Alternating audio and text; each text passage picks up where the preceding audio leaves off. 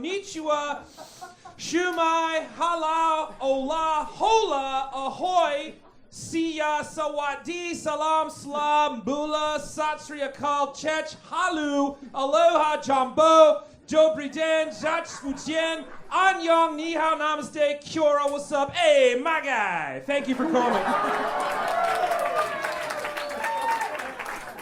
Humans, you've been on this earth for some time. Some might say too long, but whatever. You gave us Cheddar Bay biscuits and VR is kind of cool now, so we're all kind of okay that you're here. Welcome, all two-leggy HBO Max having hominids, and thank you for coming to your annual scheduled HR meeting. Granted, you haven't really... Woo, HR! Granted, you haven't really been here in a bit, or ever, but well, it's good you showed up, because the rest of your Earthmates, that's us, have been trying to keep in touch with you and get in touch with you. And no, it is not about your car's extended warranty. That's your thing. We don't drive. We don't wear clothes. I mean, I do because I have to. But we're everything else on the planet. And that's sort of my point. So are you, and you have to show up for a meeting once in a while. A lot has changed.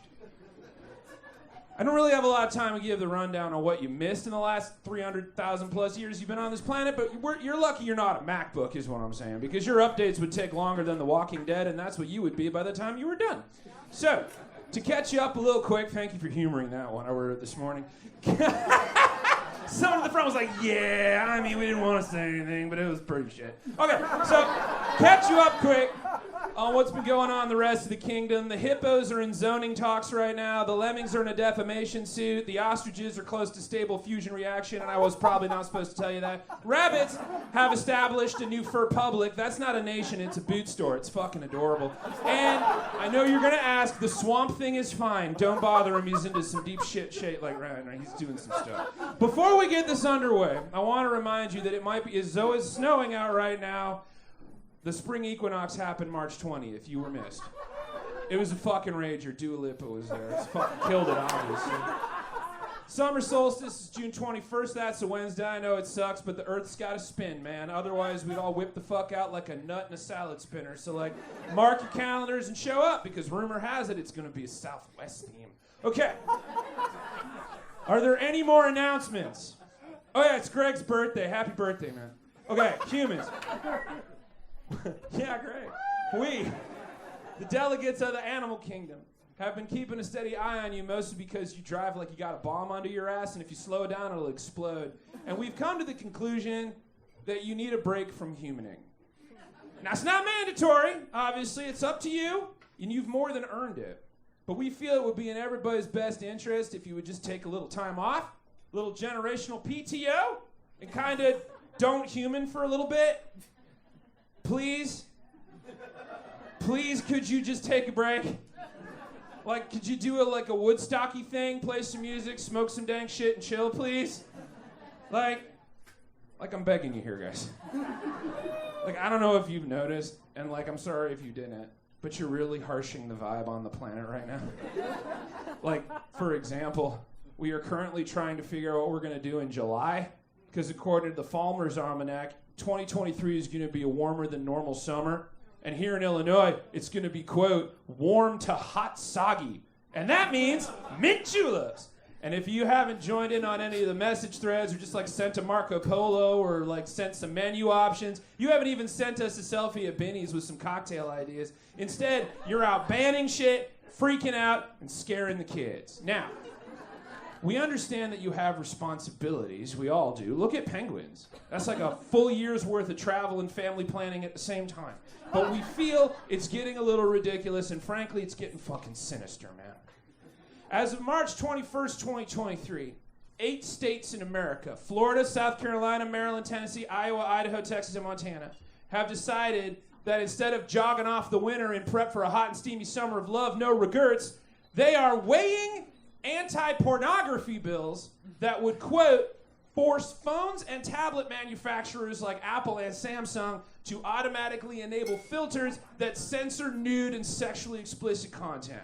Back in 2021, Utah Governor Spencer Cox, is it irony, signed a legislation that would effectively, quote, require all cell phones and tablets sold in the conservative state to automatically block pornography. So basically, any device sold in the state would be forced to have their default set to nothing spicy. And this would go into effect and this won't happen unless 5 other states dive in on this, which was a provision added because people were like, yeah, but why though? The previously mentioned states, Florida, South Carolina, Maryland, Tennessee, Iowa, Idaho, Texas, and Montana, but are we surprised, have joined in the fight to restrict access to porn, which, by the way, you can already do if you want, since 2021, when Apple introduced some filters to make it easier for parents to keep their kids from accidentally watching Euphoria or whatever. But these new bills would make it a criminal offense for all devices to not have that filter turned on as a default, which is the governmental equivalent of putting all the porn in the world into a tin cash box under the bed, but we totally know where the key is.